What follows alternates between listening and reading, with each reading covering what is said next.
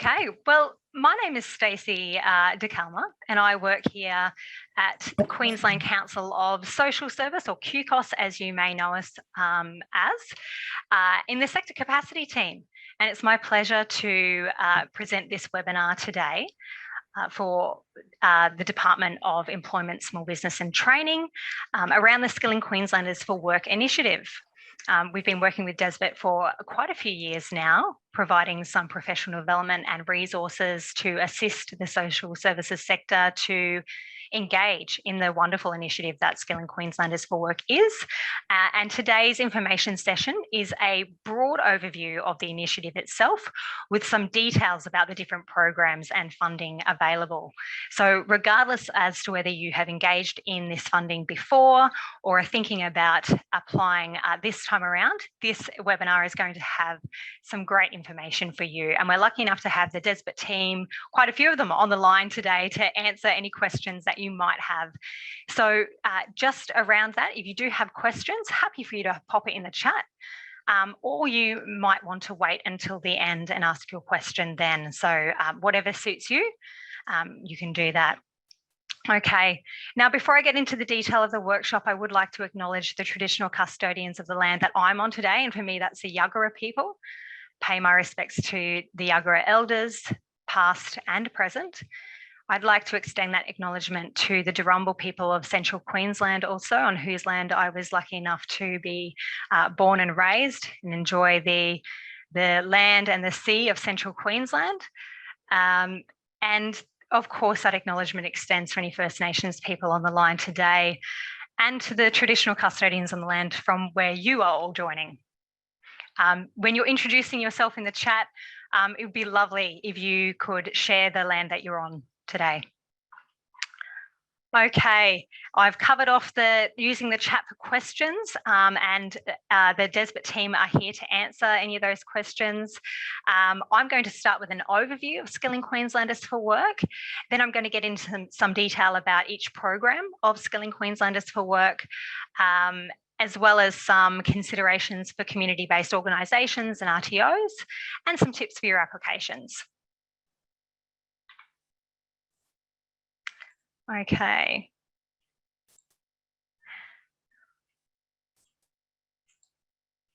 All right.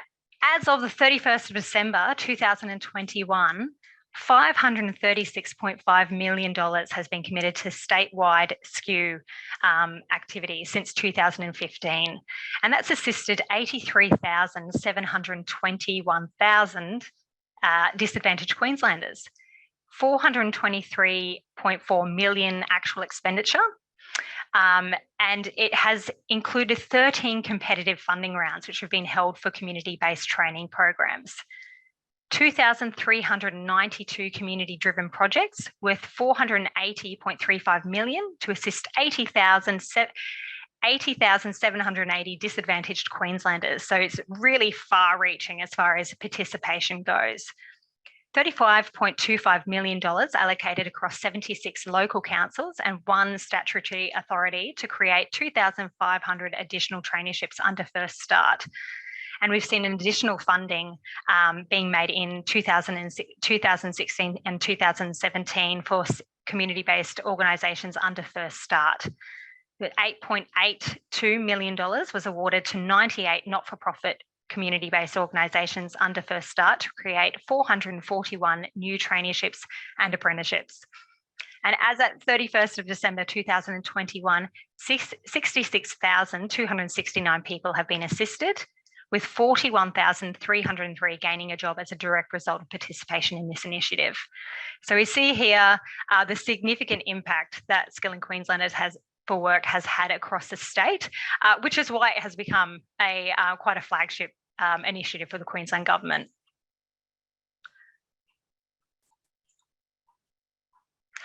So here's an overview of the results that we've seen from Skilling Queenslanders for Work. These results were released on the 17th of November last year, and it's a list of successful or approved projects by program published on the website. And you can find all of these projects on the website. Maria's going to share that link in the chat.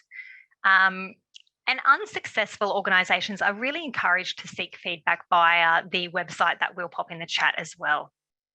The applications for new programs, Community Foundation Skills and Skill Up, were undersubscribed in the last funding round.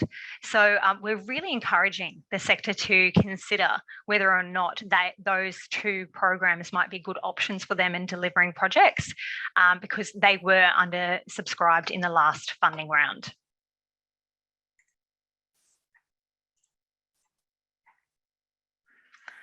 Okay, so what are we looking at for 2022 to 2023? We've got $80 million to assist 15,000 disadvantaged Queenslanders through 8 different programs. SKU was revitalised last year to accommodate the changing labour market conditions as a result of COVID-19 and to support the Palaszczuk government's commitments under Unite and Recover Queensland's economic recovery plan to rebuild and grow the economy. The annual assistance target was increased from 10,000 to 15,000 disadvantaged Queenslanders last year. For 2022 to 23, 2 competitive funding rounds will be held under a transparent and contestable process for the 7 community-based programs with project-based delivery models. And they are community work skills traineeships, Get Set for Work, youth skills, Ready for Work, community foundation skills, and Skill Up. So a total funding there of $70.1 million for these 7 programs. Representing the total regional budget allocation.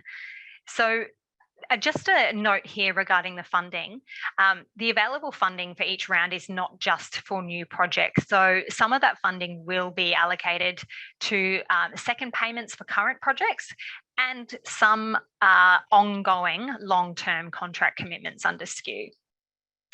Budgets are notionally allocated across the regions and applications are scored and comparatively assessed on a regional basis. So we see a really good spread across the whole footprint of Queensland.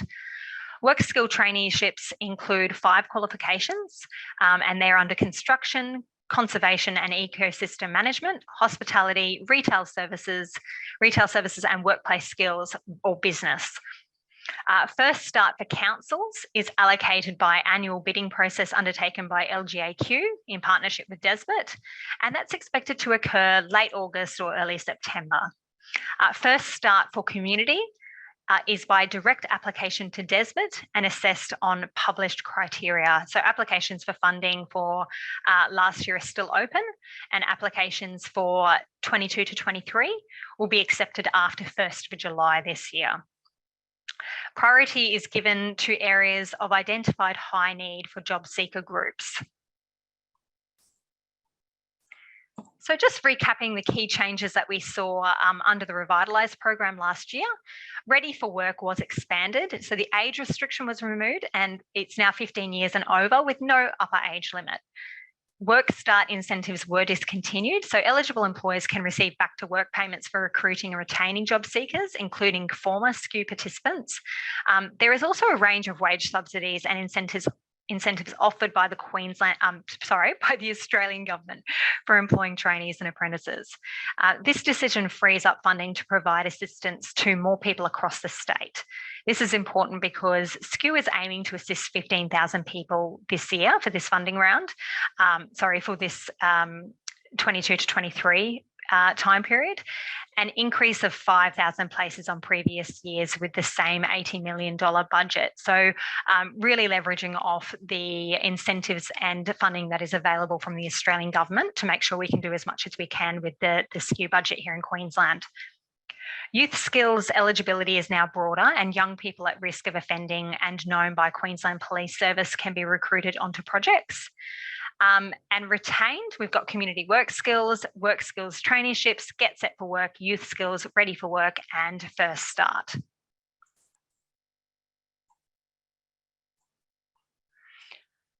So Skilling Queenslanders for Work is supported by a statewide regional network working closely in forming partnerships with community-based organisations and local employers to determine local skills, entry-level industry and labour needs.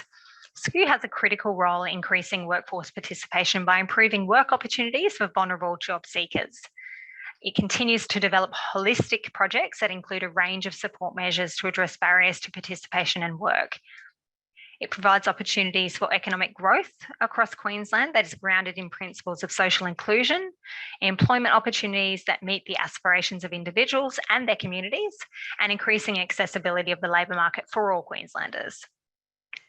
It promotes a range of social benefits for individual participants through increased workforce participation. That includes improved health and wellbeing, confidence and social inclusion. Skilling Queenslanders for Work generates connections across participants, employers and community groups. And since 2015, over $172 million has been invested into SKU in community-based organisations operating social enterprises as employment and skills generators, resulting in the creation of over 11,630 jobs. And we're really lucky to be quite close to one of those social enterprises in West End. We have a cafe not too far from our office at all that is the result of Skilling Queenslanders for Work. And I'm sure that across the state, there's not one too far from any of you where you're sitting. Okay, now, as I get into the detail of these programs, I just want to reiterate that this session is being recorded and will be available to you afterwards. So don't use up any of your listening energy to madly write down lots of notes about these, but also there's lots of information on the DESBT website. So there's fact sheets, most of this information you will be able to find on there. Yeah, don't feel like you need to write down all of what you're seeing on the screen. Okay, so the new program that we saw come out of last year, the Community Foundation Skills, this was introduced last year, as I said, and it includes up to $5 million for this year, 22 to 23, to prepare 1,400 disadvantaged Queenslanders with foundation skills, knowledge and confidence to participate successfully in a modern knowledge economy. So foundation skills are fundamental skills that support participation in the workplace, in the community and adult education and training. Individuals who have very low foundation skills are more likely to experience multiple and complex disadvantage, requiring greater support to develop high-level foundation skills. Providing access to affordable foundation skills training is critical to breaking cycles of poverty, joblessness and intergenerational disadvantage. So this program will offer a broad set of enabling skills on a continuum from basic to highly proficient. That includes language, literacy, numeracy and digital, so LLND for short, and employability skills to develop career aspirations and build links with the community and employers. CFES will support people with low-level foundation skills seeking to upskill, return to study or enter the workforce. Around 70% of Australians not in the labour force and 60% in the lowest income decile have inadequate literacy and numeracy skills. So this program is really seeking to address that. Training will be tailored to the individual foundation skills development needs of the learner, and they can be enrolled in full foundation skills qualification or units of competency or non-accredited foundation skills training. Standalone non-accredited foundation skills training or preparatory courses can be delivered on projects, as it's recognised that non-accredited training, mentoring and support can also be highly effective in developing enabling foundation skills, particularly for people marginalised from more formal education systems. Stakeholder partnerships will ensure that the foundation skills training is contextualised to the employment and community participation needs of the local area. The implementation of foundation skills programs supports the proposed National Foundation Skills Strategy to be implemented, that was implemented in 2022. This standalone foundation skills program under SKU will be a significant acknowledgement of the Palaszczuk government that Queensland is investing in community-based foundation skills training to support learners to build these essential skills. Success will be measured by pre and post foundation skills training, capability for participants benchmarked on the Australian Core Skills Framework and the Core Skills for Work Development Framework. So that ASCF, the Australian Core Skills Framework, provides a consistent national approach to evaluating and building the 5 core skills of learning and reading. So reading, writing, oral communication, and numeracy.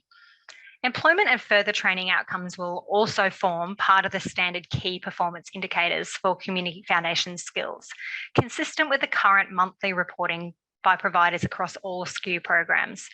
The expectation here is that providers will design services to provide a continuum of support for participants across all learning and work pathways so that they can achieve their learning goals and transition to work or further education.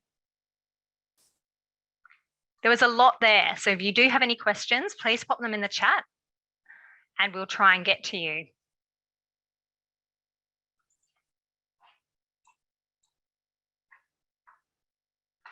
Okay, the other new program we saw come out of last year was Skill Up. And this program has up to $4 million this year to assist 1,200 adults, 25 years and older, specifically mature age, so 45 years and over, and recently retrenched or displaced workers. Young job seekers aged 15 to 24 years can be recruited onto projects. However, a business case or justification needs to be made for their participation. Skill Up provides tailored assistance and industry-focused training up to a Certificate 3 level to adult job seekers to help them get started on new career paths. All participants must be enrolled in nationally recognised training. The program will have an integrated service delivery model delivered in a community-based setting like the existing SKU programs. Not-for-profit organisations, including peak industry bodies that can demonstrate strong links with or representation from government, industry and community sectors will be eligible to apply for funding. Delivery will be industry-focused training aimed to address critical labour and skill shortages and will equip disadvantaged individuals with the skills required in a changing labour market. A training and support plan to be developed for each participant and, where appropriate, individually tailored for the acquisition of foundational skills embedded in the learning and support. This program targets high priority industries with entry-level skills shortages. Lack of skills are a significant barrier to employment, and people who are marginalised from learning are unlikely to engage in training on their own. So Skill Up will target job seekers who benefit from an informal and supportive learning environment that is often best offered by community-based organisations.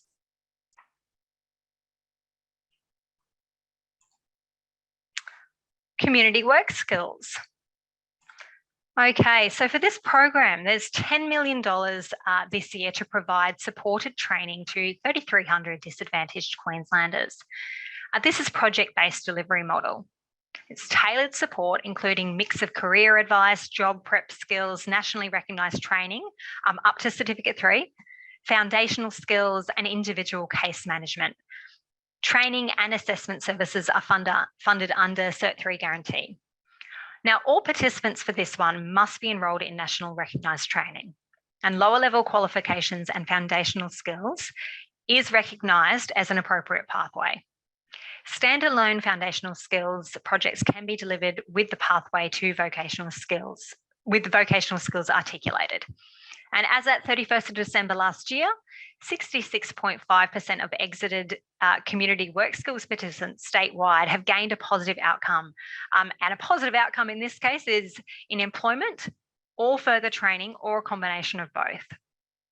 Last external survey results indicated that 78.3% of participants from these programs have had a positive outcomes 12 months after exiting. And that's really telling, isn't it? That 12-month projection of the positive outcome that we're likely to see out of programs like this that provide that wraparound support.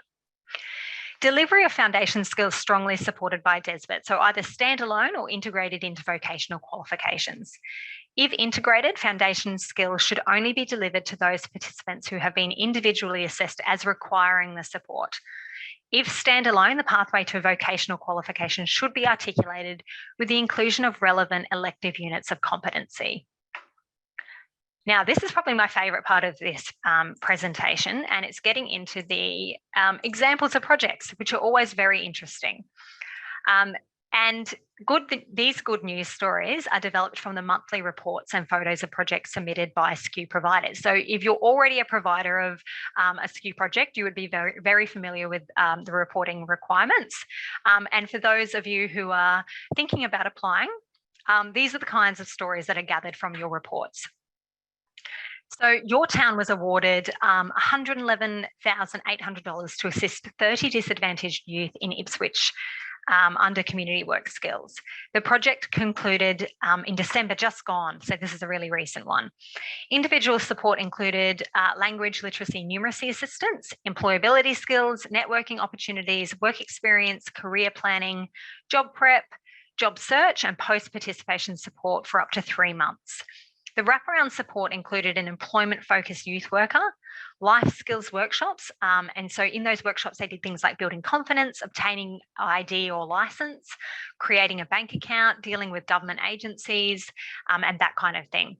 And the specialist services were referred to, so participants were able to access other support available in their area. They were provided meals, they had targeted workshops, so employer expectations, workplace etiquette, workplace prep, starting your job, all of those kinds of things that are useful if you haven't engaged in the workplace before. They were given transport assistance and interview clothing. So as you can see, like really, really wraparound support here in many different aspects. And the outcome of that is upon project completion, 30 were assisted, 21 completed the program, and 22 or 73% gained ongoing employment. Really fantastic outcome. And you can see Kieran here on the screen. A shy 19-year-old with a speech disorder and low self-esteem was stuck in a cycle of sleeping, watching movies, playing games, and arguing with his parents. But he built his skills and resilience with growing confidence and improved communication. He learned to articulate himself to others and earned the respect of his peers. He successfully completed the qualification and now works as an apprentice mechanic with Ultratune. And this is the really exciting part of the this case study is his own words, which is, "I learnt so much and I like the new version of myself. I'm excited to have things to talk about, a social circle, a job I love, and new dreams. My future feels bright." Okay, work skills traineeships. There's quite a bit of information for this one. Up to $37.35 million this year to provide 1,860 traineeship jobs. Unique entry-level traineeships combining elements of a government-funded works project with the benefits of a traineeships model. So traineeships are 1 in 5 qualification streams, and those streams are business, construction, conservation and ecosystem management, retail services, and hospitality. So the trainees are employed full-time, and approval, you can request approval for part-time work and make a case for that. Trainees are employed on public works, community, social enterprise, or environmental projects that are of benefit to the broader community.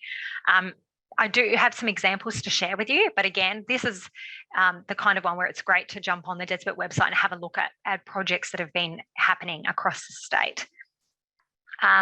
So the trainees undertake a Certificate 1 qualification that integrates vocational skills with on-the-job accredited training. And work skill trainees are fully exempt from the student contribution fees. The Certificate 1 in workplace skills replaces the Certificate 1 in business qualification.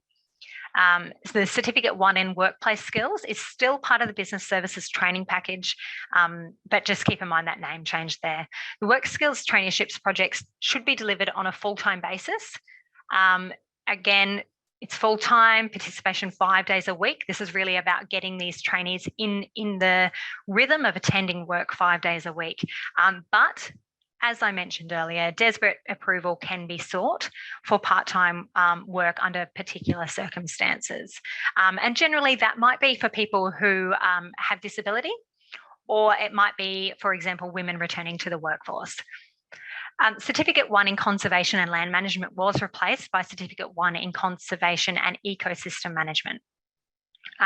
Organisations will need to ensure that partnering RTOs have this in their scope of delivery. Funding under work skills traineeships is primarily for participants or trainee wages, which should generally make up about 70% of the total cost of the project. So just going to repeat that detail again. Funding under this program should make up the wages for your participants or trainees should make up about 70% of your total budget. In-kind support or complementary funding from other sources is generally required for the project to be undertaken or to deliver a cost-effective project. Where works are to be undertaken on council-owned land, there is an expectation that council will contribute materials, equipment or labour to demonstrate support for the project. So one thing you'll notice about all of Skilling Queenslanders for Work, there's a really heavy emphasis on partnership because it really is what makes all of these projects work really well.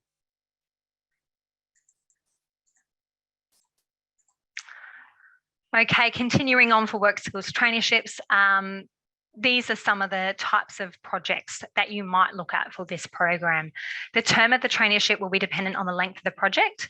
Nominal duration for a traineeship is about 6 months, and the time an individual takes to achieve competency. The length of the project must be between 18 and 26 weeks, with the length determined by the work activities to be undertaken and alignment to the training plan. There must be sufficient time to complete the proposed works on the community, public works or environmental project, and also the competencies of the Certificate 1 qualification. Projects proposed for delivery of less than 18 weeks will not be supported under this program.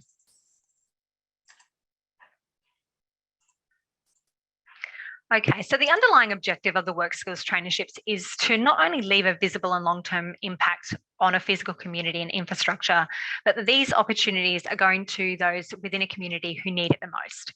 The work skills trainees need to be getting into the pattern of going to work every day, and priority is long-term unemployed job seekers for this one.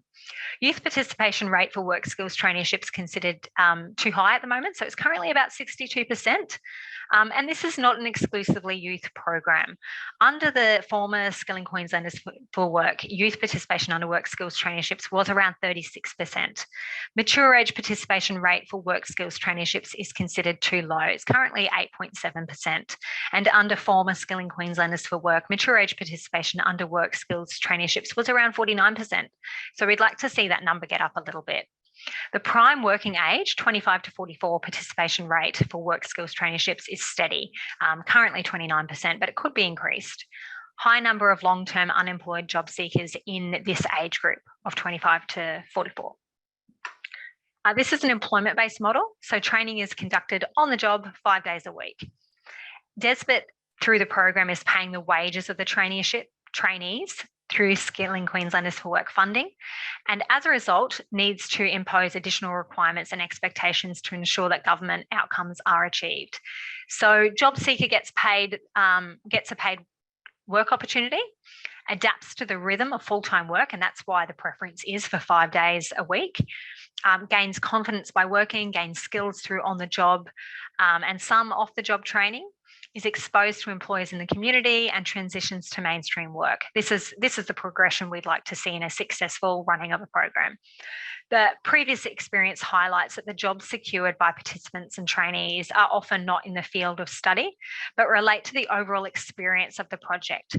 And this is where we really see the benefit of that wraparound support come into play.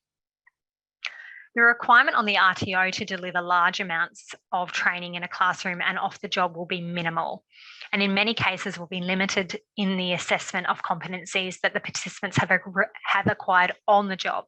So this is a really practical program. DESBIT is funding full-time wages to work on projects of community benefit, and DESBIT is providing funding for the wages of supervisors to work with the participants on a full-time basis, with a focus on skills and a confidence being developed on the job.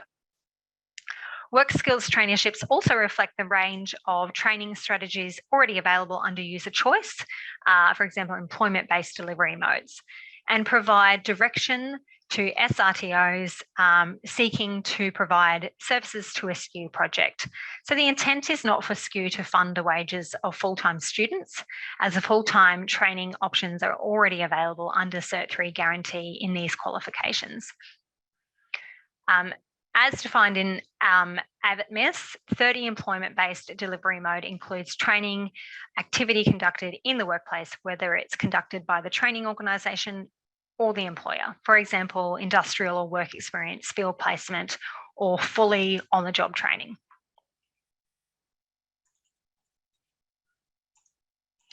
Okay, so let's have a look at the work conditions. The funded SKU organisation is the employer and receives funding to primarily meet trainee wage costs. And again, should be about 70% of the budget. Any unspent or unexpended trainee wages are to be returned to DESVET. Participants sign a training contract with their employer, the CBO, and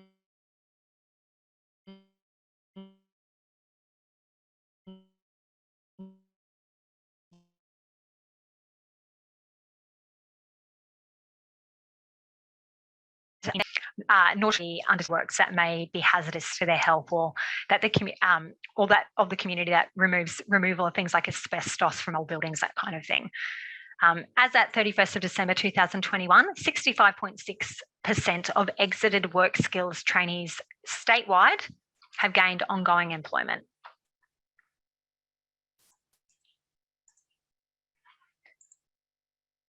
Okay, here's some examples for you. So Centrecare Far North Queensland was awarded $865,000 to employ 30 culturally and linguistically diverse people, mainly migrants, refugees and New Zealand citizens with a Pacific Islander background who are unable to access other employment support such as work skills. They're not able to access other employment support as work skills trainees in Cairns. The project concluded in August last year, and wraparound support focused on assistance tailored to individual needs and included bicultural support workers providing language and cultural support, language literacy and numeracy assistance, employment preparation, job readiness skills, referral to specialist services, networking and post-project support to transition into and retain employment. So 30 trainees were employed, 27 culturally and linguistically diverse and 3 Indigenous, 100% completed and 80% gained ongoing employment.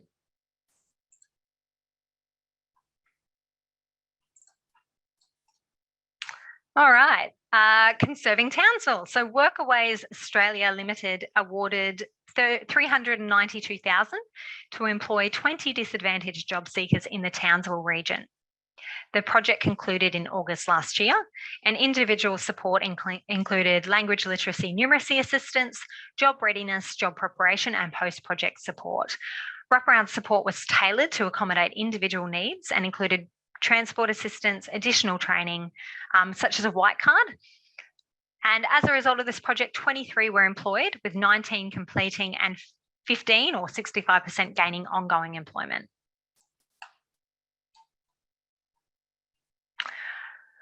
Oldies Angels Incorporated was awarded $208,700 to employ 10 trainees. The project concluded in April last year. Individual support included conflict resolution, workplace bullying, workplace health and safety, handling complaints and post-participation support for up to 3 months.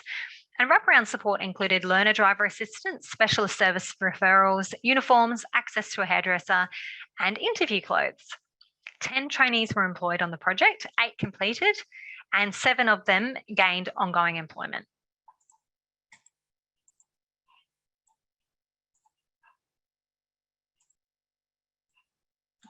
Okay, Gladstone Area Group Apprentices, or GAGAL, was awarded $642,100 to employ 30 disadvantaged job seekers in Gladstone and in Biloela.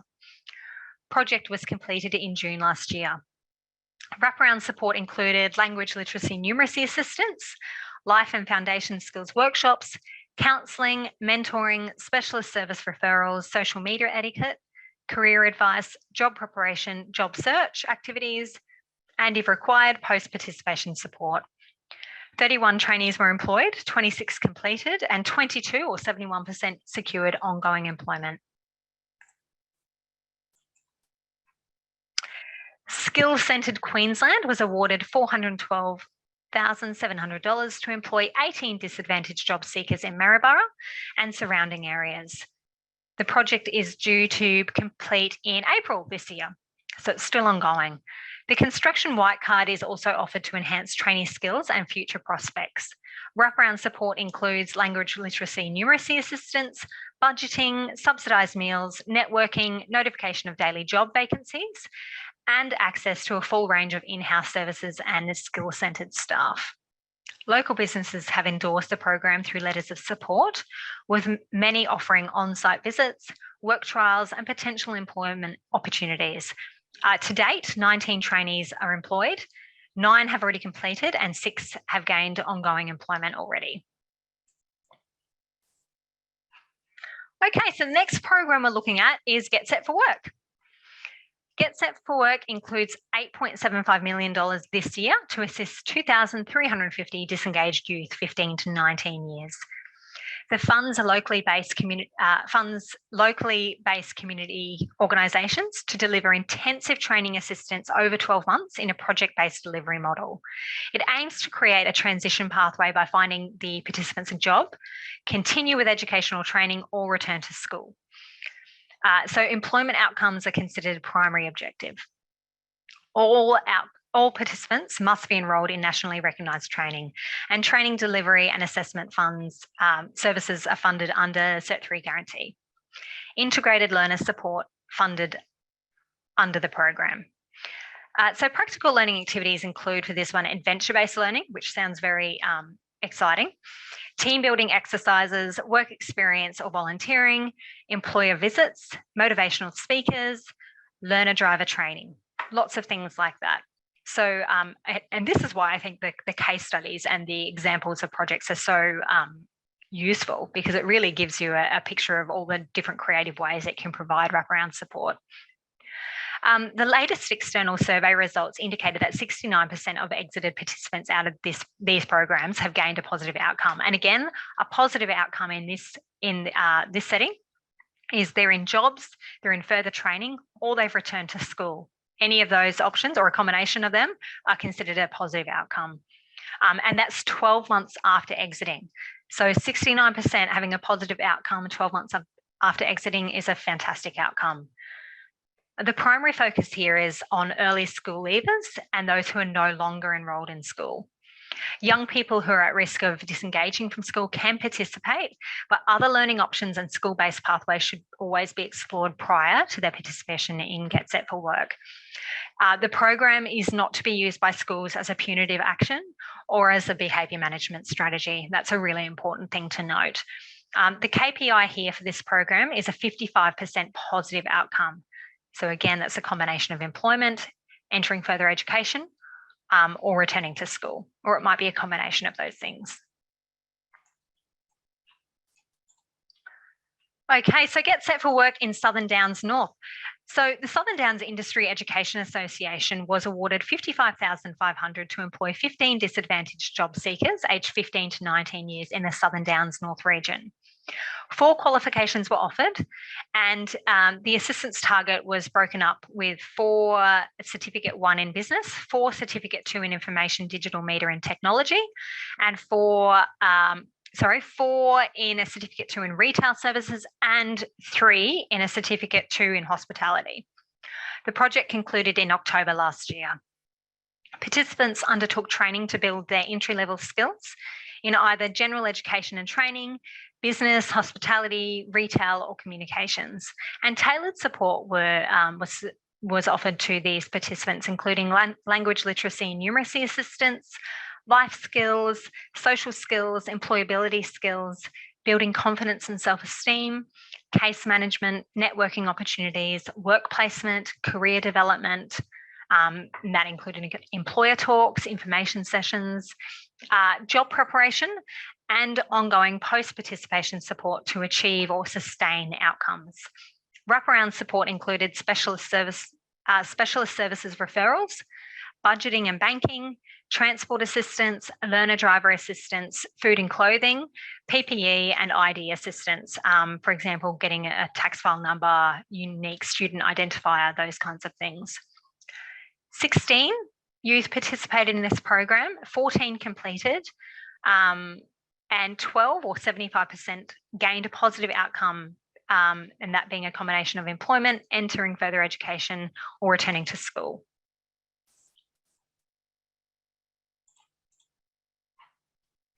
Vocational Partnerships Group was awarded $225,900 to assist 63 young people aged 15 to 19 years.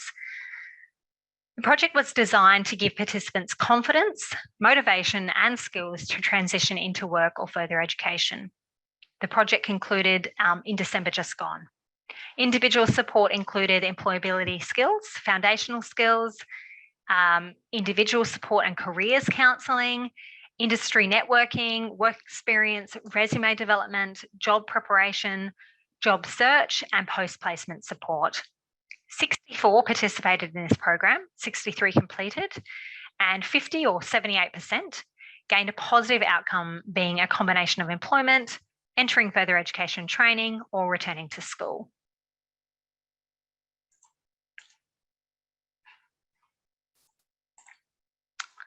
Okay, now I'm going to pause for 1 second. I'm just going to make sure I'm not missing anything in the chat. Oh, looks like Ethan and others are doing a great job of answering questions.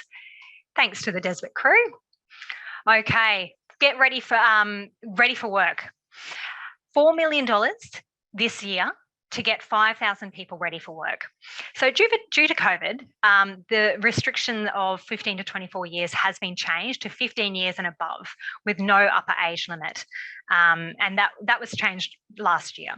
The program has been expanded to also specifically target recently retrenched and displaced workers as a result of COVID-19 and older job seekers and skilled migrants who may benefit less from accredited training and more from specific skills or employment activities. This funds community organisations and school PNCs and PNFs to deliver basic job preparation and employability skills courses for over 6 to 8 weeks in evenings or on weekends to those unemployed 15 years and above to get them ready for work. Job search support and activities only. So nationally recognised training is not available or funded under this program. Referrals to other SKU training programs is permitted based on individual specific needs. And this is where it's great to connect with other people who are interested in or are already delivering SKU projects. Participants from other SKU training programs cannot be referred to Ready for Work. Job search assistance has already been funded and provided through those programs. School students may participate in Ready for Work only when it can be demonstrated that the student meets all of the following requirements. They're at risk of disengaging from school and have minimal barriers to achieving employment. So they only require minimal assistance to successfully transition to work, and they do not have access to other forms of job search assistance. If they don't meet those requirements, there are other programs that are better suited to their needs. The latest external survey results indicate that 74% of exited participants have gained a positive outcome. So in jobs, further education training, or a combination of both 12 months after exiting.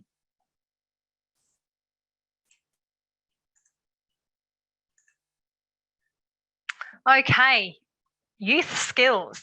Youth Skill provides $1 million in this year to assist 200 young people aged 15 to 24 years who are engaged with youth justice or Queensland Corrective Services or Queensland Police Services with nationally recognised training, and they're supported into employment. This funds locally based community organisations with a relevant capacity and experience to work with these young people. Encourages a creative and dynamic approach to intervention, barriers identified, and provides supported pathways. All participants must be enrolled in training, which is funded under Cert 3 guarantee, and integrated learner support funded under this program. Practical learning activities include adventure-based learning, team building exercises, work experiences or volunteering, employer visits, motivational speakers, learner driver training, and all of those kinds of things. Outcomes will vary according to individual learner pathways and goals. Participants must be engaged with youth justice or corrective services or Queensland Police, aged 15 to 24 years and are no longer at school. They may be at risk of offending. And so there's some particular community-based organisations out there that are going to be really ideal for working with this cohort because that's the work that you do well. DESBIT consults with Youth Justice and Queensland Corrective Services during the assessment process for their comments and advice on relevant local information regarding applicant organisations, past experience with the client base and performance outcomes, and proposed training and delivery strategies.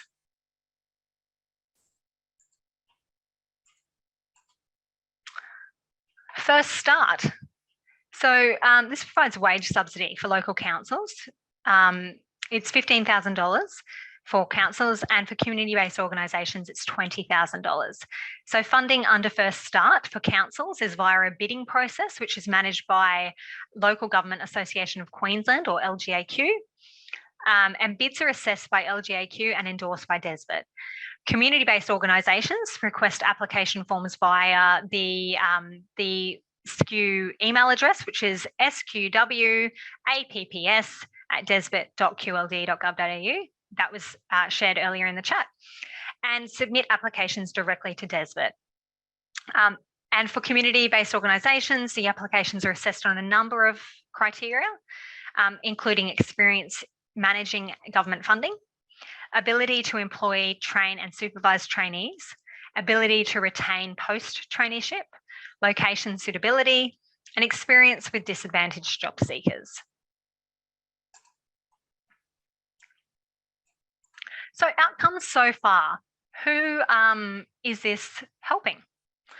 Overall, 65,269,000 people have been recruited across all programs, and that was that stat was from 31st of December 2021.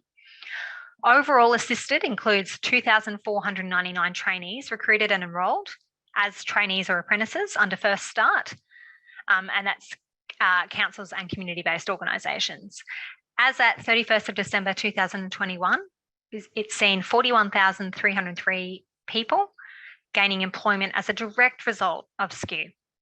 The job count based on people exited into the employment from community work skills, Get Set for Work, Ready for Work, community foundation skills, Skill Up and youth skills, plus people employed as trainees on work skills traineeships projects and under First Start.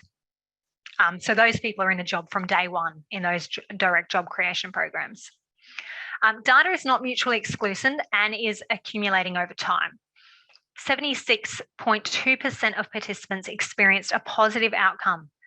And reiterating again, positive outcome is employment, training, or a combination of both 12 months after exiting the program. The last external survey results and destination surveys conducted by Queensland Government Stat Office of SKU participants 12 months after exit, that's how they get that number. So some great long-term evaluation data about those who are participating in these programs. So the top 6 industries that this program of this initiative really targets. Since 2015, the top 6 SKU investment areas based on qualifications to be delivered and cost of project are construction, agriculture, business, tourism, travel and hospitality, general education and foundation skills, and community services. Work skills traineeship projects account for the high percentage of overall budget, construction, conservation and business traineeships. So we've seen construction, plumbing and services, 24.8%, agriculture, horticulture and conservation land management, 18.8%, business services, 15%, tourism, travel and hospitality, 11.1%, general education and foundation skills, 11%, and community services sitting at 9.3%. That data was updated on the 31st of December. So who can apply? Skills Assure suppliers, SAS, are registered training organisations pre-approved by DESBIT to deliver training and assessment services. And if you've been in the game for a while, SASs were formerly known as pre-qualified suppliers, or PQSs. School parents and citizens and parents and friends associations are eligible to apply for funding under the Ready for Work program. Job active providers are eligible to apply for funding if they are a not-for-profit organisation. However, they must address the duplication issue in their application and demonstrate what recruitment strategies will be used to ensure they are meeting the Skilling Queenslanders for Work eligibility criteria and actively recruiting people who are ineligible for job active services. Eligible not-for-profit community-based organisations can apply for First Start. So if you're a community-based organisation, what's your role and the expectations of you? So wraparound support is tailored assistance based on identified needs. It may include assistance with living skills, counselling, confidence building, job prep skills, work experience, foundation skills, digital literacy, and career pathway decisions. And this is the bread and butter of the community-based organisation sector and the stuff that you already do very well. So Skilling Queenslanders for Work really leverages off what the social service sector does on a day-to-day basis. Referral to external specialist support agencies may be applicable. And again, that's where your partnerships are coming into play and where the relationships you already have within the sector will be really useful. Community-based organisations are responsible for designing and leading the project, providing ongoing engagement with participants and working in partnership with the RTO who delivers the training. You are funded to provide wraparound individual support and services in a community-based environment. The support is delivered separately and in addition to the training component. And that's really important to distinguish here, that the adaptations and support that you provide a learner for their training is quite different to the wraparound support you give them to ensure that they're on the right track to gain employment at the end. And so there's a role for both the community-based organisation and the RTO in providing support in the learning environment as well as in the life skill development and support environment. Community-based organisations are expected to provide tailored individual support, including personal support that addresses work-related and non-work-related issues. They're expected to assist the RTO with the development of an individual training and support plan and are responsible for the recruitment of participants. That's a really important thing to note when you're thinking about a project idea, is where you will get numbers from and what you can sustain as an organisation. Any post-participation support offered is in kind by the community-based organisation. Another really important thing to note when you're creating your budget, you would have seen in many of the case studies provided that post-participation support is often offered by the organisation running the program or the project, but you need to ensure that it's really clear that that support is in kind.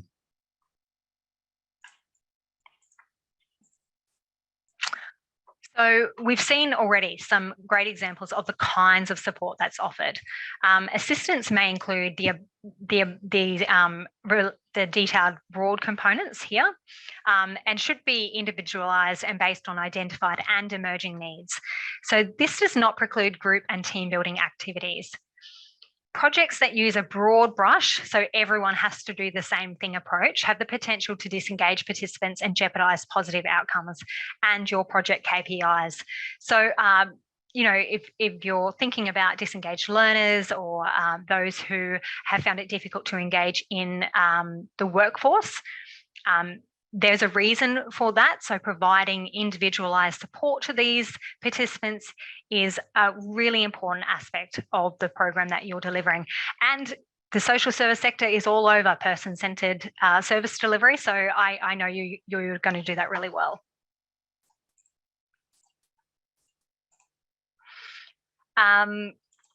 These are some of the examples of things that you might be providing. So life skills, it might be accessing counselling services, driver's licence assistance, So actually going and getting a learner license, getting some driving hours logged, contribution towards the license test or the fees. It might be a subsidised meal program or travel, interview outfits, lots of different possibilities here.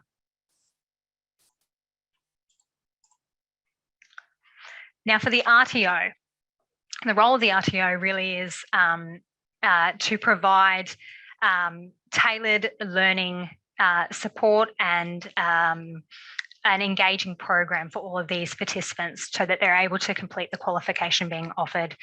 So the training delivery must be reported in accordance with the Australian Vocational Education, Training Management and Information Statistical Standard.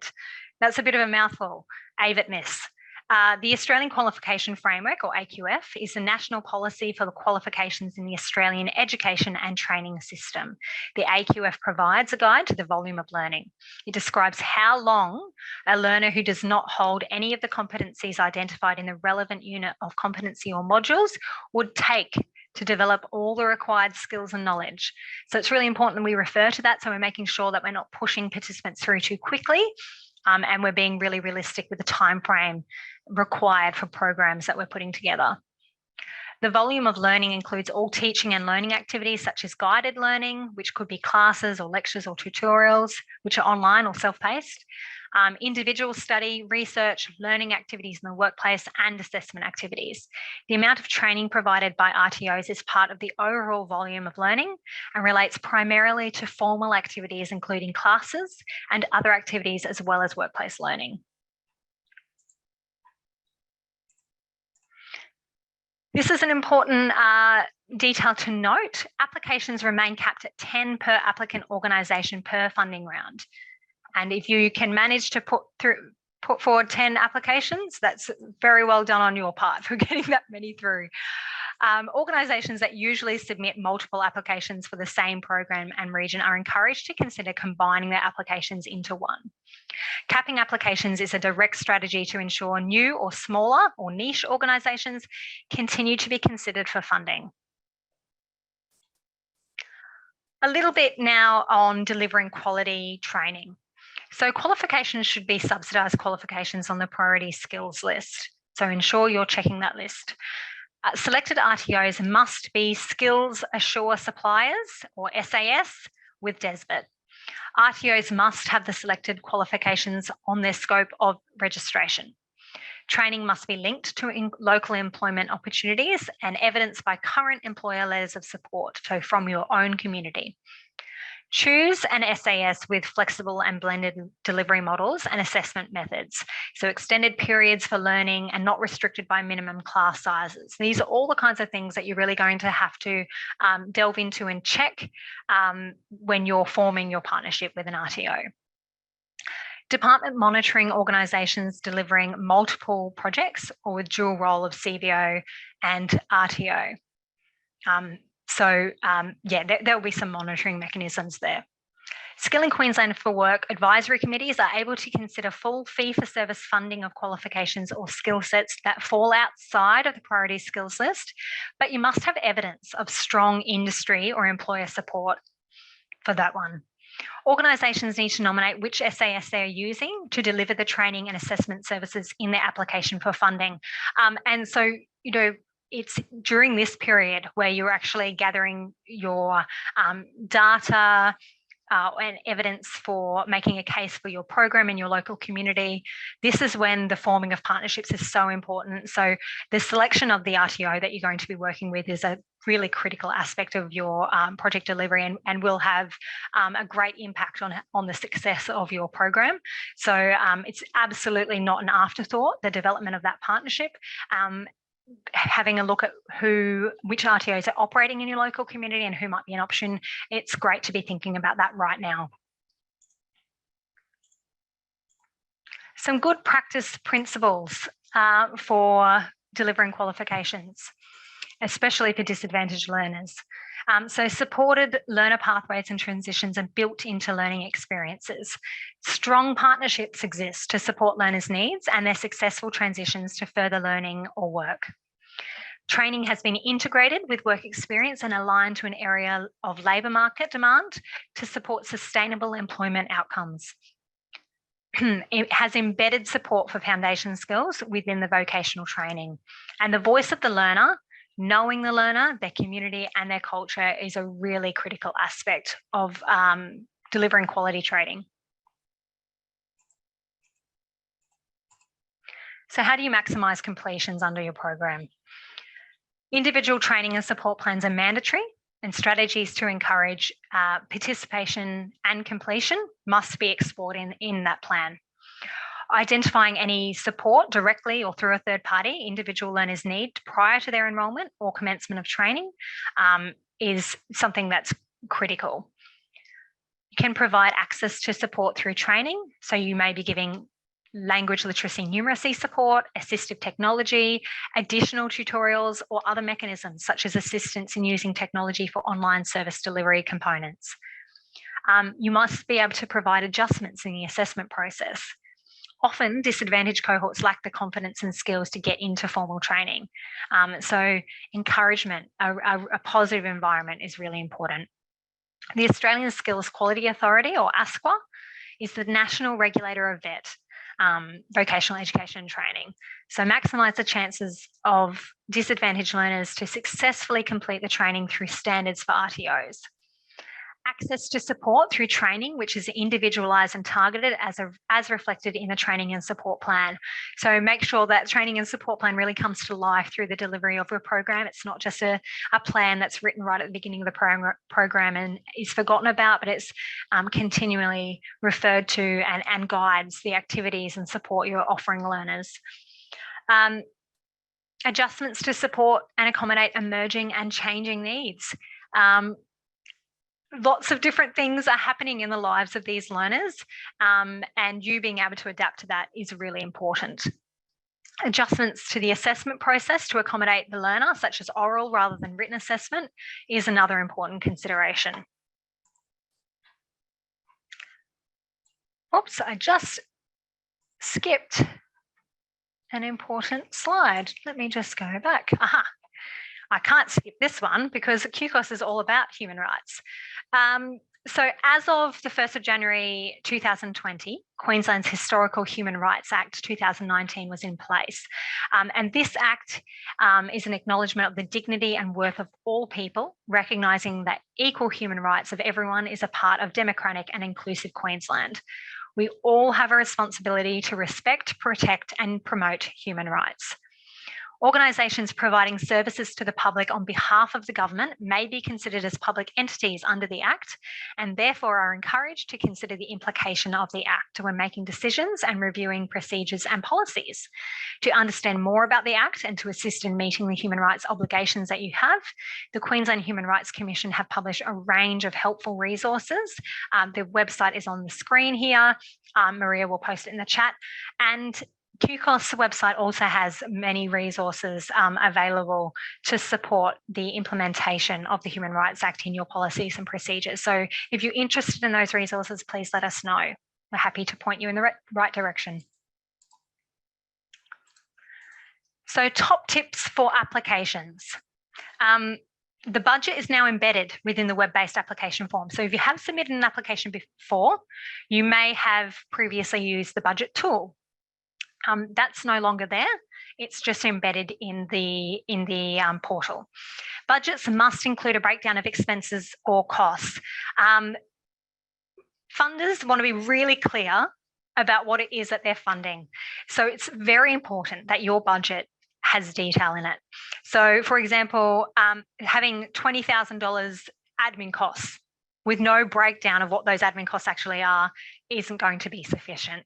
And look, having a detailed budget is really important, not only for your funder to have confidence in what they're funding, but it's also really important for you as an organisation to be clear about where you had allocated money. And it's also such an important thing for if you have any staff turnover. So it can be really clear to anyone coming into the program or into managing the budget what these funds were actually meant for. A number of applicant organisations are still forgetting to include the student contribution fees, and they're mandatory for all programs except for work skills traineeships, which exempt all ready for work, which is nationally recognised training not funded, or community foundation skills, which has standalone non-accredited foundation skills training to be delivered. So just ensure you're including all the things that need to be included in your budget. Check your program that you're applying for, and ensure that all the relevant expenses are included in your budget. The price per participant for the student contribution fee should match the price that is published on the SAS website for Certificate 3 Guarantee User Choice. If the SAS is charging additional support costs, then these costs should be included in other costs with supporting notes. And your supporting notes should be detailed, and total costs outlined should equal the total funds sought for each relevant budget line item. That's another thing, make sure everything adds up. The Skilling Queenslanders for Work Guide to Applying for Funding, a very useful document, is located on the Skilling Queenslanders for Work website, and it has top tips on the do's and don'ts when it comes to budget proposals. So definitely check that one out. Okay, so some SASs have been withdrawing from projects as they require minimum class numbers. I know I just mentioned this before. It's a really important one to check when you're developing this working partnership with an RTO, really investigating all of these different details to ensure you're on the same page before you commit to a partnership. You really should be shopping around for an RTO that really understands the community, is going to work well with your cohort, and can work within the parameters of the funding provided. Okay, let's have a look at our target groups. So these are the key target groups. Participants do not have to necessarily belong to one of the key target groups as long as they meet specific program eligibility criteria. But I think you'll find most of those who you're attracting to these programs are going to fit into these target groups. Recently released prisoners, young people aged 15 to 24 years, including those in and transition from out-of-home care, mature age job seekers aged 45 years and over, Aboriginal and Torres Strait Islander peoples, people with disability, migrants and refugees from culturally diverse backgrounds, women re-entering the workforce, veterans, ex-Defence Force members and their families, underutilised workers, including underemployed and those marginally attached to the labour force, retrenched or displaced workers as a result of COVID-19, which is a new target group. And you can, as I said, you can recruit outside of these target groups, but you'll probably find that most people will fall into one of the target groups here.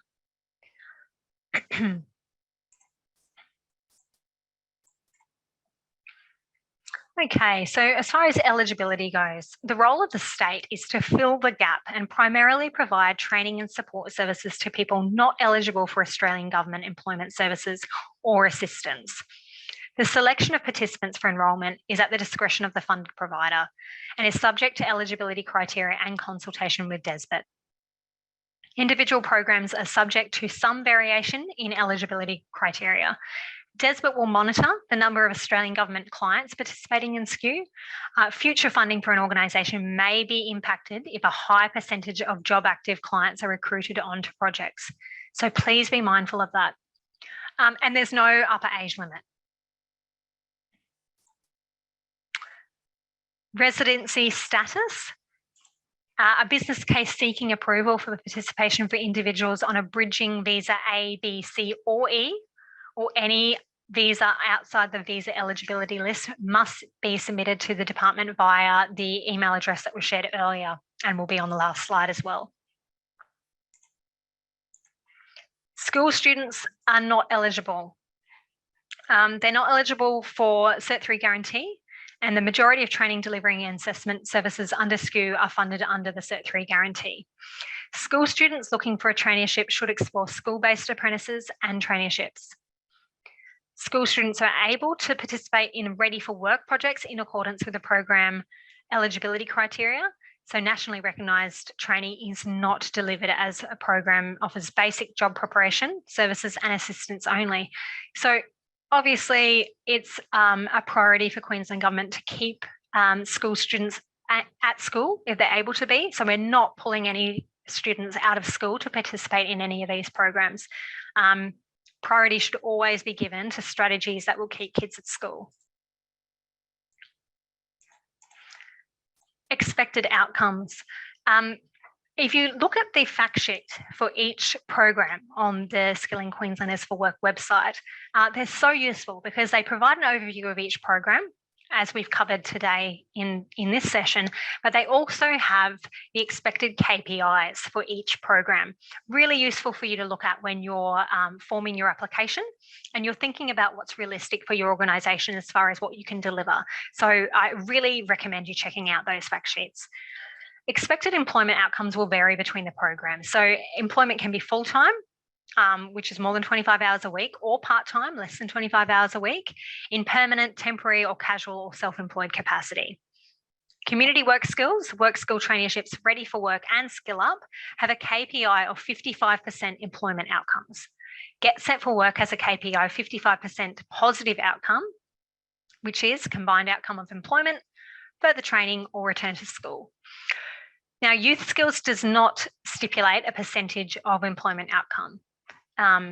So have a think about what success looks like for you, for your organisation in delivering a program like that. Outcomes for community foundation skills are identified by applicant organisations. So success will be measured by pre and post foundation skills assessment for participants benchmarked against the AC SF and CSFW. So the community-based organisation is to use preferred assessment tools for that. Participant outcomes are recorded by the organisation as they exit a project. Organisation and participant reports are submitted monthly to DESBIT throughout the life of the project. Organisations submit their final report 90 days after the project completes, and all outcomes, so completion of qualifications, employment, retained employment or increased hours for existing workers, further training, returning to school or not in the labour force or unemployed, are all reported and will be recorded in the department's database as final outcomes. And all participants externally surveyed by Queensland Government Stat Office 12 months after exiting a program, which I think is such a useful way for us to monitor the long-term outcomes of a program like this. Okay, a little bit about the Skilling Queenslanders for Work advisory committees. Such an interesting way of assessing applications and ensuring that the programs that are successful in gaining funding are reflective of the community or region that they're unfolding in. So Skilling Queenslanders for Work advisory committees review, prioritise and recommend applications for funding under the 7 community-based training programs, which are Community Work Skills, Traineeships, Get Set for Work, Ready for Work, Youth Skills, Skills Up and Community Foundation Skills. A comparative assessment of all eligible applications is undertaken against the published criteria in the program funding guidelines. So the advisory committees also consider the regional unemployment rate, the need to focus on eligible identified disadvantaged groups, government and local based priorities, the geographical spread of the proposed projects in the area, qualifications to be delivered, the potential for sustainable job outcomes, local industry and occupational profiles, identified local entry-level and labour needs, previous performance and budget availability. So they're looking at a huge range of different facets of your application. These advisory committees have no involvement in the funding processes for the First Start program. This program is centrally managed. The advisory committees were formerly known as Regional Priority Jobs Committees, and they were established to ensure independent and regional coordination of Skilling Queenslanders for Work. Membership comprises representatives nominated by community, employer bodies, employee bodies, government and regional stakeholders. So a nice wide range of perspectives offered through those committees. Okay, so you've decided you want to apply for Skilling Queenslanders for Work. Here's some online application information. So there's 2 competitive funding rounds for 2022 to 2023, with the first funding round for a financial year generally expending 70% of the budget, with the remaining 30% committed in the smaller second funding round. It's a transparent, contestable application process. Applications are assessed against published program assessment criteria, and applications are assessed on a regional comparative basis. Departmental knowledge and experience drawn on, current and past program performances are taken into account. And that's a really important thing for you to note as far as the evaluation of any programs you're delivering. Obviously, you're submitting reports anyway to DESBT if you are delivering a program with SKU funding, but really important for you to think about how you evaluate your program and how you document your program so that you can use it for future applications. So stage 1 of the application process, if an application meets capacity to manage, which is the first assessment criteria, it's very clear if you pull up the funding guidelines from the SKU website. Capacity to manage, if you pass that, then your application will proceed to stage 2, and stage 2 looks at the rest of the assessment criteria. Applications that don't meet that first assessment criteria, which is capacity to manage the project, will not progress any further. So it's really important that you make sure you have enough information in there to make a case for your organisation being able to manage the program, because all of the work that you put into the rest of the application won't actually be looked at if you're not able to prove capacity to manage. So ensure you're looking at that really carefully. And in stage 2, the applications are assessed against the assessment criteria remained by DESBT and the locally based advisory committees, which recommend projects for funding.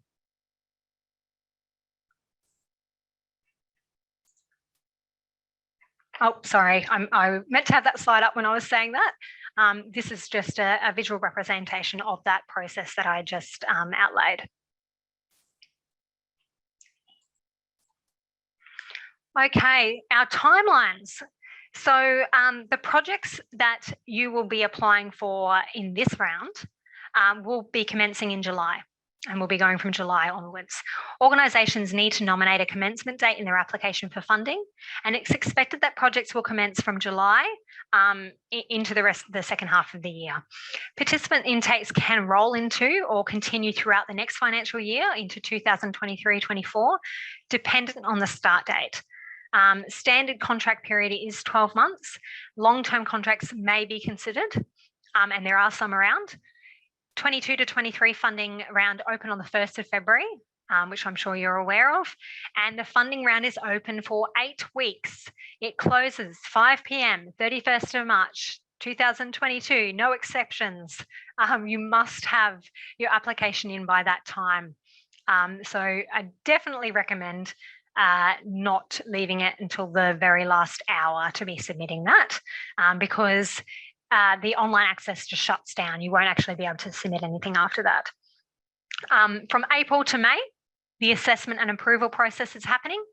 And in June, that's when the Minister is announcing results. A very exciting time for the organisations who have put forward an application. And then from July onwards, we see the projects commencing.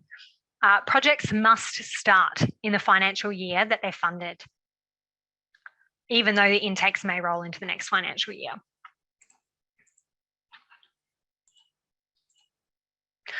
Okay, now here is the ways that you can find out more information. The DESBT website is fantastic. There's so much information on there. Just about everything that I've told you today, you'll be able to find somewhere there on the website. You can find QCOSS workshops and webinars on the QCOSS events page. You can get feedback from DESBT using the email address there, or you can phone DESBT to chat to them. And we really recommend and encourage you to call your local DESBT office to have a chat to them about your project idea, particularly if you're new to the funding, or if you have submitted an idea that hasn't gotten funding previously. Have a chat to them about what could improve your idea and what things you could be mindful in submitting an application this time around. Now, on the next slide, I'm going to put up, first, this presentation was developed by the Department of Employment, Small Business and Training. Thank you to them for all of this information that I was able to share with you today. Now, there is some workshops that I want to share with you, and then we'll get into questions. Now, these workshops that I'm going to share with you are free. Please come along and participate. You can go to our SKU landing page to find some resources. We've got some short videos to share with you. And a whole gamut of tender writing workshops. You'll see here on the 17th, we have a statewide workshop. So anyone can come along to that. And look, anyone can come along to any of these really. But the benefit of you attending the workshop that is for your region, and these are online due to COVID making things a little bit tricky to plan things face-to-face. These are online, but the benefit of you attending the date and time that's been dedicated to your region is that you'll have DESBT regional officers representatives on the line that you can chat to. You're able to meet virtually others who might be considering applying for funding or interested in projects in your region. So there's that networking opportunity there, and it's a much more intimate group. Smaller groups than the statewide one. But of course, if the date and time doesn't suit you for your regional workshop, you're more than welcome to attend any of them. I'm going to flick back to this slide in case anyone wants to take down those. And let's open it up for questions. Thank you for listening. I know that was about a movie length's worth of me just talking at you. So there might be some questions that you have. It looks like DESBT have been doing a great job at answering questions as they go. If you'd prefer to take yourself off mute to ask a question, please do. Hi, is it worthwhile talking through the process if we do have 15-year-olds wanting to participate? Because I do understand that there's a process to get permission from regional directors and so forth. I'm talking specifically Get Set for Work. Does someone from DESBT want to take that one? Hi, it's Lisa Bishop from the North Coast region. I don't know if anyone can hear me. I can only speak for my region, but we have our own processes on how to facilitate that. So our suggestion, if you work in the North Coast region, is to contact your case manager or to email us or to North Coast. So we've got a centralised email address, ncoasttraining@desbit.qld.gov.au. And you can ask that question for our process. Like I say, I only speak to that, but it is in the eligibility guidelines. If you look at that, it is in consultation with our regional director and the Director of Education Queensland. Both very busy people, I guess. So often that process can be held up because of the busyness of those roles. So, yeah, I mean, I'm not criticising. It's probably just, it would be, and sometimes time is of the essence with some of these young people in regards to making, like, young people only reach out for help when young people need help, and sometimes you miss the boat with them otherwise. And I'm not criticising the current process. I just wonder if there can, I just wonder if it can be simplified, or I don't know. I just know it can be a concern, and in some cases it's easier to just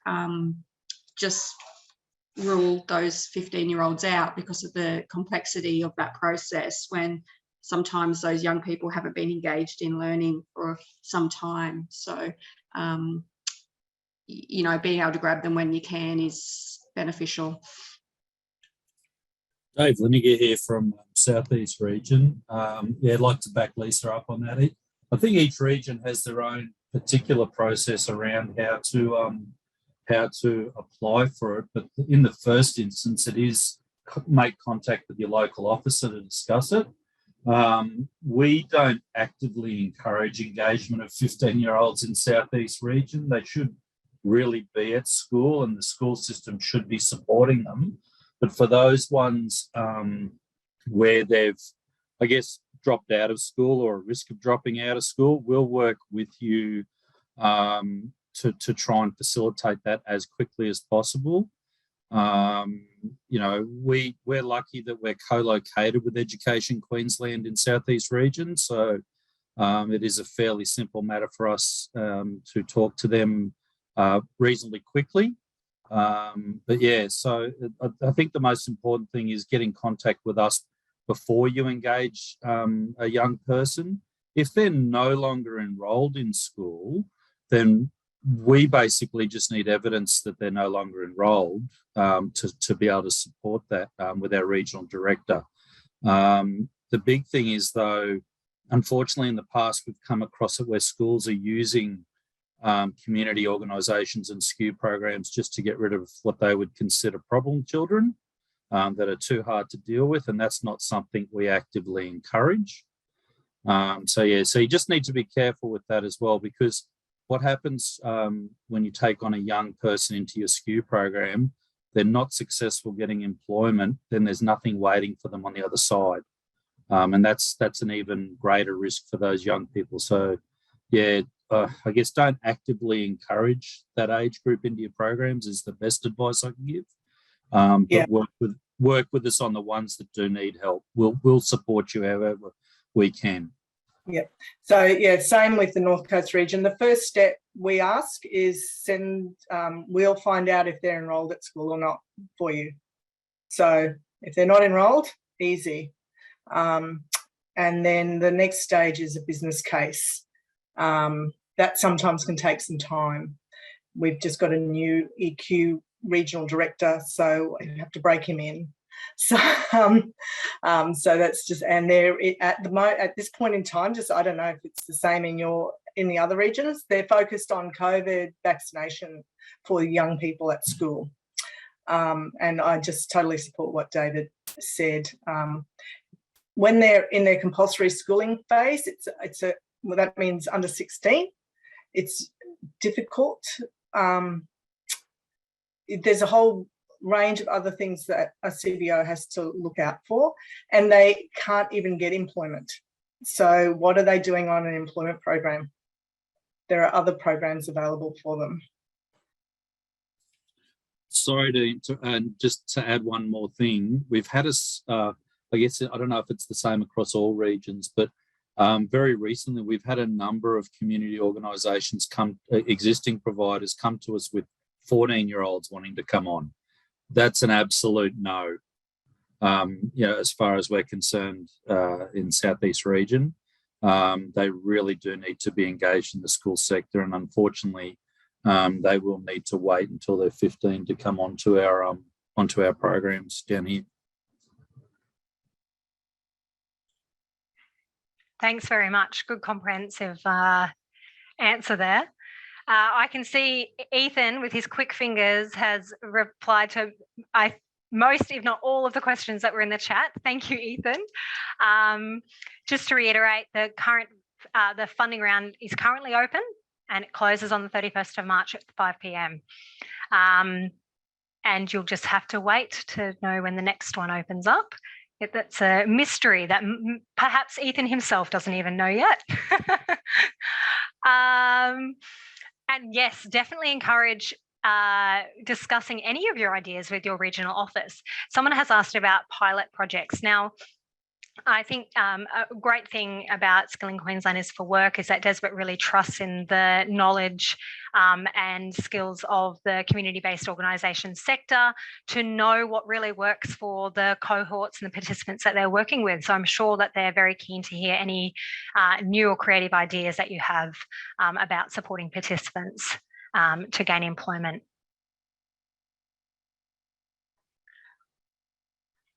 I think that most of the questions have been answered. If your question has not been answered, please let me know. Denise, you've just raised your hand.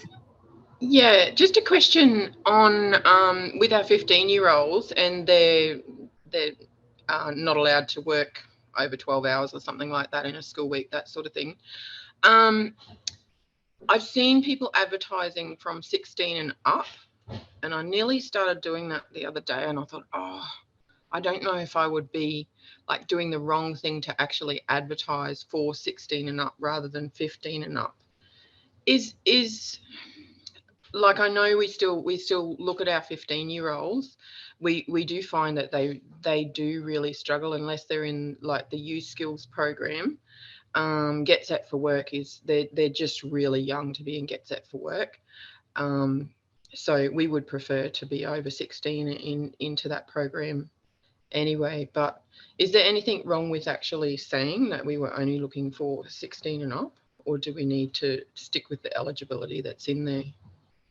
That's a great question. Can an organisation put their own eligibility requirements or preferences over the DESBET requirement? It's up to, I mean, as far as I'm concerned, sorry, Dave Leniger here again, and I'm talking over everyone, I think. But as far as, my understanding is, it's really up to the community organisation to determine who they're going to provide that support to. So if you say put an ad out for 16 and up, that doesn't preclude you from assisting the odd 15-year-old that comes your way. If we have a number of programs that are mature age, but they still get people that are under that mature age bracket participating as well. So as long as you're, from my perspective, as long as you're primarily supporting the people who in your application that was approved, you said you were going to support, I don't think there's a problem at all with advertising that way. But you will still get people coming to you outside of those advertised cohorts, because something about your program will interest them or spark them to want to do it. So, but yeah, primarily you just need to support the people you said you're going to support in your application, and then for anyone outside that range, you work with your local area office. Yeah, and we really want to David. encourage older people into our programs. Stacey mentioned it right at the beginning, that for work skills traineeships, the department in general wants to encourage that older age group. And really, you run that ruler over it, who's going to take the most advantage of the opportunity, especially a work skills traineeship. And it might be someone who's got a little bit more maturity about them. Well, perfect example, I would say the construction work skills traineeships programs. You get a 15-year-old onto that, they finish it. Most employers want driver's license and vehicle if possible for the next step, because ideally we'd love to see these people converting into apprenticeships. They're going to be waiting a while before they meet those requirements for the workforce out there. So you've just got to be careful around it, guys. That's all I can say. And we look at it when we're assessing too. We look at that viability of the next step, just so that you know. Great, thank you. Is there anyone else who has a question they would like to ask? Just a reminder, the regional officers are more than happy to have a chat to you. So if you think of something after this session, you're more than welcome to give them a call and discuss with them. That might be it then, I think. Thank you very much for participating today, for your questions. They were great. We've got a poll up on the screen now to check how useful this session was for you. So we'd love to get your feedback. And I might see some of you in our tender writing workshops in the next few weeks. And there is a tips and tricks 1 hour special. I think it's 10 days before the closing date for you. If you, it's ideal for those who are fairly experienced in writing applications, or they have been successful in writing an application for this program before, and they just want to check over things before they submit. I hope to see you at one of them. Thank you. Have a great rest of your day and your week. And good luck with your application. Goodbye.